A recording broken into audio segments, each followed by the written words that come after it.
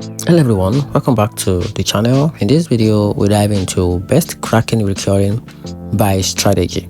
So let's really dive into it. If you want a simple, stress-free way to build your crypto stack on Kraken, the best strategy is a clean dollar cost average setup. Start by choosing one or two long-time coin, usually Bitcoin or Ethereum. Then set a recurring buy daily, weekly or monthly based on your budget.